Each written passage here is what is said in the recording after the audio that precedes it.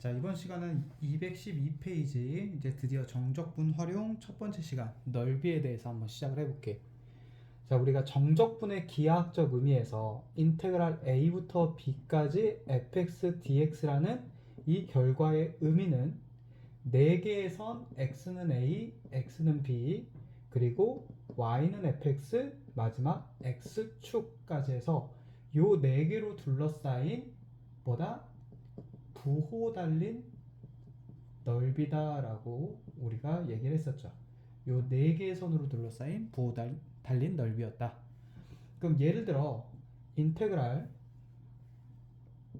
a부터 b까지 fx가 만약 y는 fx가 이런 식으로 있었다라고 한다면 x가 a부터 x, b까지의 선과 fx와 x축으로 둘러싸인 요 부분의 넓이가 바로 이 정적분의 값의 의미였는데, 이게 얘처럼 x축 위에 있냐 또는 x축 이렇게 밑에 있어가지고 끊겨서 넓이가 만들어질 수도 있겠죠. 그럼 위에 있냐 아래에 있냐에 따라서 우리가 부호가 위에 있는 애들은 플러스 값으로 나오고 아래에 있는 애들은 마이너스 값으로 나와서 우리가 부호 달린 넓이다 라고 얘기를 했었죠. 근데 지금 오늘 할 거는 뭘 구하는 거냐면 넓이를 구하는 거야. 다시 말해서 모두 다 플러스 값으로만 계산이 되게끔 해달라는 게 오늘 내용이거든. 그게 무슨 말이냐면 이렇게 한번 그려볼게. 자, fx가 이런 식으로 x축 위에 있을 수도 있고 또는 x축 밑에 있을 수도 있고 아니면 x축에 이렇게 위아래로 같이 공존할 수도 있겠죠.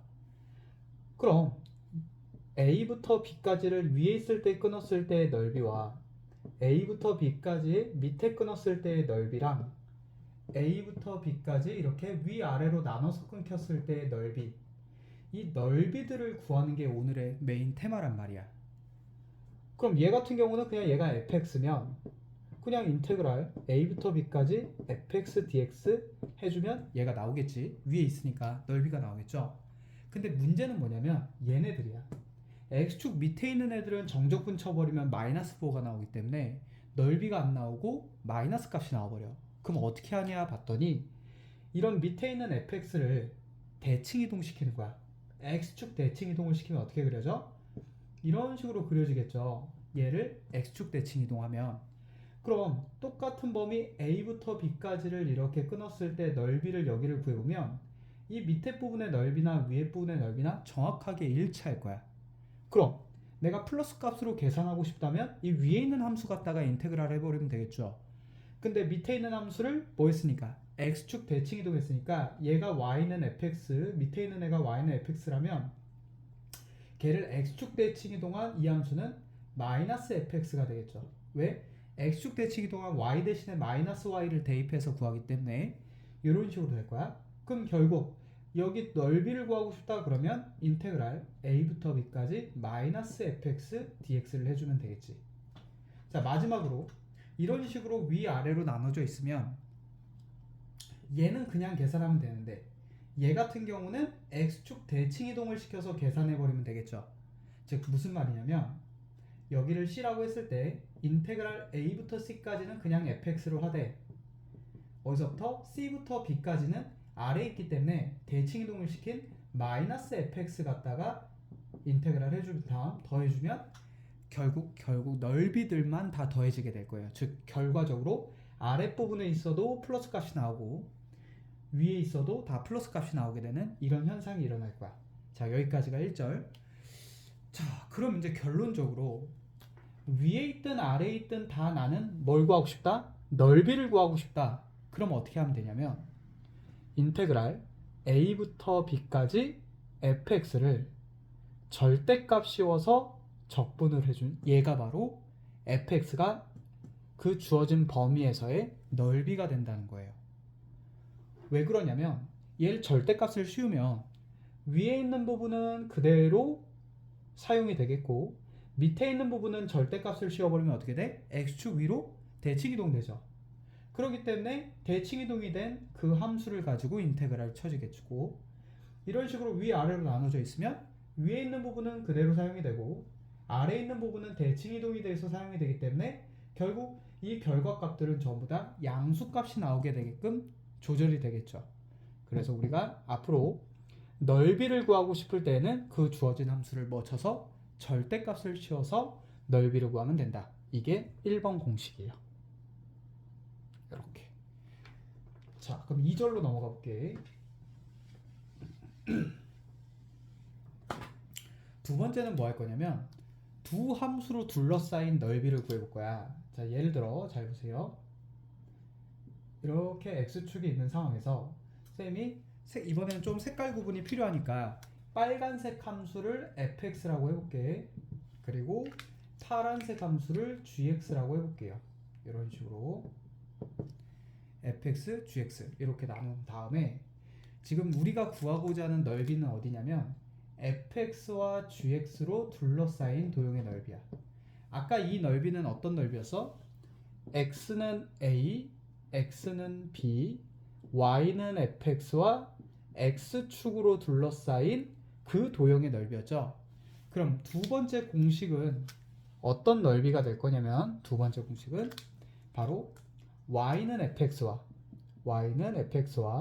y는 gx라는 두 함수로 둘러싸인 그 도형의 넓이를 이제부터 증명을 해볼게. 자, 그럼 시작해보자. 우선 두 함수로 둘러싸인 도형의 넓이는 가장 먼저 찾아줘야 될 게 어떤 거냐면 바로 이 교점이에요. 교점. 그럼 교점을 구하기 위해서는 우리는 뭐 해야 돼? fx와 gx를 연립방정식을 세워서 근을 구해야 되겠지. 그래서 그 근을 구하면 이 교점의 x좌표들이 이렇게 나올 거야. 자, 요게 1단계예요. 항상 두 함수를 둘러싸일 때는 두 함수의 교점부터 찾자가 제일 먼저 해줘야 되는 거. 자, 그럼 여기서 선생님이 인테그랄 알파부터 베타까지 fx dx를 한번 해보고 인테그랄 알파부터 베타까지 gx dx를 한번 해볼게. 그럼 얘는 x는 알파, x는 베타, fx와 x축으로 둘러싸인 넓이니까 지금 여기 빨간색으로 밑줄친 넓이는 fx랑 둘러싸인 바로 요만큼에 해당되는 넓이가 되겠죠. fx가 빨간색, x는 알파, x는 베타, x축으로 둘러싸인 넓이가 될 거야. 그럼 두 번째 했던 이 x는 알파부터 베타까지의 이 gx는 어디가 되냐면 gx랑 x는 알파, x는 베타, x축이니까 바로 이 부분의 넓이가 될 거예요. 요만큼의 넓이가 될 거야.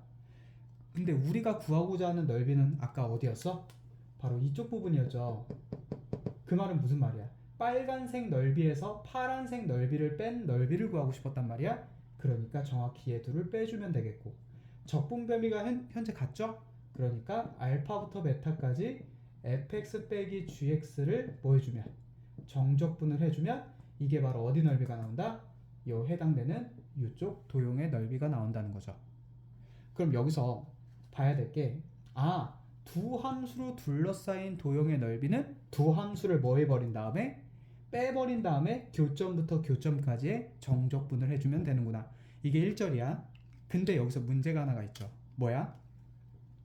항상 fx가 gx보다 위에 있는 게 아니잖아.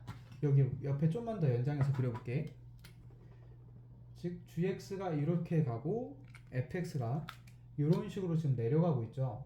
그 말은 무슨 말이냐면 얘가 f고 위에 있는 애가 g 라고 해볼게. 자, 그럼 내가 여기서 이렇게 감마부터 뭐 시그마까지 이렇게 넓이를 해서 이 넓이를 구하고 싶어. 그럼 지금 이 넓이는 g가 위에 있고 f가 아래에 있죠.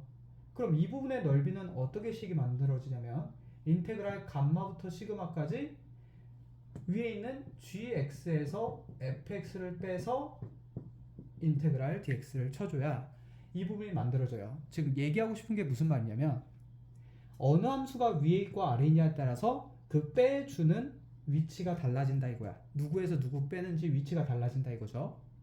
즉 fx가 크면 fx에서 gx를 빼야 되고 gx가 더 위에 있으면 gx에서 fx를 빼야 돼. 그럼 이 부분도 뭐 하기가 귀찮아. 매번 따지기가 귀찮죠.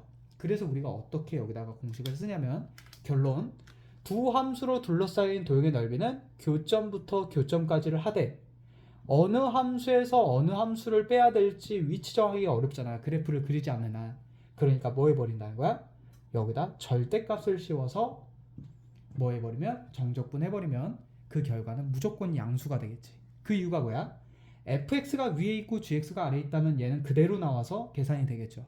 반대로 gx가 더 위에 있다면 이 값은 마이너스 값으로 인식이 되면서 절대값을 마이너스 곱해줘서 튀어나와서 뭐죠? 정적분을 해줄 거니까 누가 위에 있는지에 따라서 저절로 계산이 된다 이거야. 여기까지 괜찮죠? 그래서 오늘 배운 거 두 가지. 함수 fx가 x축이랑 둘러싸인 거, 그리고 함수 fx와 gx가 두 함수가 둘러싸인 도형의 넓이를 이렇게 구해준다는 거죠. 자, 여기까지가 우선 기초적인 1단계예요. 그럼 여기에다가 이제 부수적으로 몇 가지를 더 보여줄 거거든. 얘가 오늘 배운 공식 전부야. 이거 두 개만 외우면 돼. 근데 여기서 얘기해주고 싶은 게 하나가 더 있어. 뭐냐면은 우리는 이제 앞으로 fx, gx를 따로 그래프를 그려가지고 넓이를 구할 수도 있어요. 근데 선생님은 앞으로 계속 어떻게 할 거냐면 처음에는 둘 다 그리겠지만 계속 가면 갈수록 fx 빼기 gx라는 함수 있죠. 두 함수를 뺀 함수를 하나의 함수로 치환을 해서 나는 이 hx 함수를 그래프로 그려서 문제를 풀 거다 이거죠. 그게 하나의 포인트. 그럼 이거는 조금 다음에 조금 이따 할 때 어떻게 하는지를 좀 보여줄게. 그거는 조금 이따 할 때 얘기해주고, 자, 선생님이 지금부터 할 얘기는 뭐냐면 이제 얘네들을 기본적으로 사용을 하되 이런 것들이 나오면 좀 더 공식을 쓰거나 빨리빨리 계산을 합시다 해서 정리해 놓은 게 몇 개가 있어. 그거까지만 정리하고 이제 문제 풀어볼게요. 첫 번째는 뭐냐면 저번 시간에 했는데 2차 함수가 x축과 두 점에서 만날 때 이 부분에 해당하는 넓이는 이 2차 함수가 y는 ax제곱 플러스 bx 플러스 c라는 2차 함수였을 때 여기에 해당하는 그 넓이, 즉 정적분의 값이었죠. 정확히 말하면 정적분의 값은 인테그랄 여기 써볼게요. 알파부터 베타까지 요 함수 d형에서 얘한 결과는 마이너스 6분의 a의 베타 빼기 알파의 세제곱이었어. 그런데 이제 요걸 조금 바꿔줄게요. 왜 그러냐면 이거는 정적분의 값을 구하는 방법이지 넓이를 구하는 방법이 아니야. 즉 정적분의 값은 얘가 양수가 나올 수도 있고 음수가 나올 수도 있었잖아. 근데 넓이 같은 경우는 무조건 양수가 나와야 되죠. 그러니까 요 마이너스를 없애고 뭐 해주면 되냐면 이 a에다 절대값을 씌워버리면 이게 바로 요 해당 도형의 넓이가 돼요. 정적분의 값이 아니라 넓이가 나오게 된다. 이렇게 하나 수정을 해줄게. 그러면 여기서 하나 보여줄 게 뭐냐면 2차 함수가 똑같이 y는 ax제곱 그냥 fx라고 해보자. y는 fx라는 2차 함수가 y는 gx라는 뭐와 직선과 둘러싸인 이 부분의 넓이 구할 때는 어떻게 하냐 라는 거잖아. 그럼 그때에도 이 교점부터 우선은 구해준 다음에 두 함수와 교점을 먼저 구해준 다음에 인테그랄 알파부터 베타까지 fx 빼기 gx 함수가 되겠지. 뭐 정확히 말하면 지금 gx가 더 위에 있으니까 gx 빼기 fx 함수가 되겠죠. 그럼 이 값을 이제 구해줘야 될 텐데 이 gx 빼기 fx는 결국에 어떤 식이랑 똑같냐면 알파 베타를 두 근으로 하는 x 빼기 알파 x 빼기 베타 그리고 최고차함계수 a 이 식이 나올 거야 결국에는. 그 말은 아까 했던 이 이차함수 있지, 이 이차함수랑 똑같은 식이 나오기 때문에 이 결과값 또한 6분의 a의 절대값 베타 마이너스 알파의 세제곱이 된다 이거예요.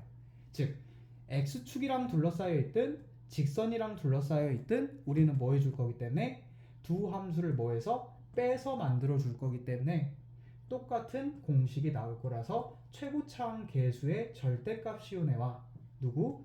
두 교점의 x좌표들만 이용하면 넓이가 나온다는 거. 요게 하나. 그 다음에 이따가 마지막에 하나 보여줄 건데 어떤 3차 함수가, 자, 3차 함수가 어떤 한 점에서 이렇게 접할 때 그럼 이 접점 좌표를 알파 다시 만나는 교점 좌표를 베타라 했을 때 이 부분에 해당되는 여기 넓이 구하는 거, 즉 3차 함수가 접선과 둘러싸인 넓이 구하는 공식은 어떻게 될 거냐면 이 3차 함수는 y는 ax 세제곱 플러스 점점점 이렇게 되겠죠. 그러면 그때 이 넓이는 인테그랄 알파부터 베타까지 여기인데 이 3차 함수식 적어주고 dx 해준 그 결과값, 절대값 씌워주겠죠. 넓이니까. 그 결과값은 어떻게 되냐? 12분의 최고차항 계수 3차항의 계수의 절대값 베타 마이너스 알파의 4제곱이 된다는 거야. 자, 4차 함수 버전도 있는데 4차 함수 버전은 좀 뒤에서 설명을 해주고 일단 하나하나씩만 추가해 볼게. 지금은 요 정도만 추가하고 문제 풀어볼게요. 그럼 얘가 증명이 되는 거는 뒤에서 좀 자세히 설명을 하고 일단 요 정도만 있다라는 거 요게 1절. 그 다음에 또 하나 해줘야 될 게 뭐냐면은 바로 인테그랄 0부터 1까지인 함수가 되게 많이 나와. 그리고 x의 n승의 dx 요게 많이 나오거든.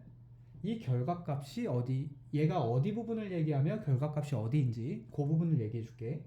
일단 x의 n승이라는 그래프는 원점을 지나고요. y는 x의 n승은 홀수냐 짝수냐에 따라서 짝수면 이렇게, 홀수면 이렇게 되죠.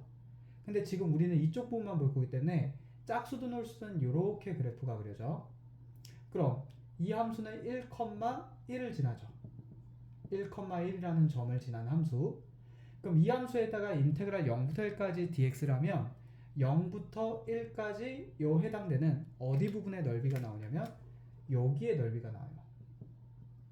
그럼 여기 넓이 구하는 공식이야. 그럼 계산 한번 해볼게. 얘가 지금 x의 n 플러스 1분의 1에 x의 n 플러스 1승에 0 대입하고 1 대입하는데 0은 대입할 필요 없고 1 대입하면 그냥 n 플러스 1분의 1이죠. 다시 말해서 여기 파란색 부분의 넓이 얘의 공식은 n 플러스 1분의 1이야. 얘 공식이 n 플러스 1분의 1이거든. 근데 이 사각형은 지금 현재 넓이가 1이잖아. 그럼 이 반대쪽에 있는 이 빨간색 부분이랑 넓이를 더해가지고 1이 나와야 돼. 그럼 이 빨간색 부분의 넓이는 어떻게 될 수밖에 없냐면 n 플러스 1분의 n이 될 수밖에 없겠죠. 얘랑 얘랑 더해서 총 넓이 1이 나와야 되기 때문에. 그래서 우리 x의 n승 그래프에서 이거 되게 많이 사용할 거거든. 그래서 요것도 꼭 정리를 해놓자. 그럼 얘를 쓰는 방법을 설명해 줄게. 잘 봐봐. 0부터 1까지면 얼마나 계산하기가 편하냐면 인테그랄 0부터 1까지 x5승 더하기 x4승 더하기 x3승 dx다. 그러면 정답은 얘 n승이 5죠. 5일 때 어떻게 돼? 결과값은 n 더하기 1분의 1이니까 6분의 1, 얘는 5분의 1, 얘는 4분의 1이에요. 이게 답이야. 그래서 이렇게 편하게 구할 수 있으니까 x의 n승을 적분할 때에는 그 n 값이 하나 올라가서 분수 처리되면 바로 정적분의 값이 나온다는 거. 이 공식 꼭 하나 기억해 놓자. 많이 사용할 거야. 그래서 요 정도까지만 이제 얘네들 가지고 얘랑 플러스해서 문제들을 한번 풀어볼게요. 자, 그럼 바로 한번 들어가 보자. 자, 몇 페이지를 펴보냐면 217페이지를 펴볼게요. 215페이지는 이따가 마지막에 잠깐 언급할 거고요. 217페이지부터 한번 쭉 풀어보자. 자, 보게 되면 문제에서 뭐라 그래? y는 x제곱 마이너스 2x 마이너스 3이라는 요 2차 함수가 x축으로 둘러싸인 넓이 구해달래. 그럼 얘는 아래로 볼록이고 x절편을 구하려고 인수분해를 해보니까 3과 마이너스 1이죠. 그럼 얘를 그냥 정석대로 얘 x축 밑에 있지. 그럼 정석대로 하면 인테그랄 마이너스 1부터 3까지 x축이랑 둘러싸인 넓이는 이 공식이죠. x제곱 마이너스 2x 마이너스 3의 절대값 dx 이렇게 해주면 되겠고, 얘가 지금 음수잖아. 아래쪽에 있으니까.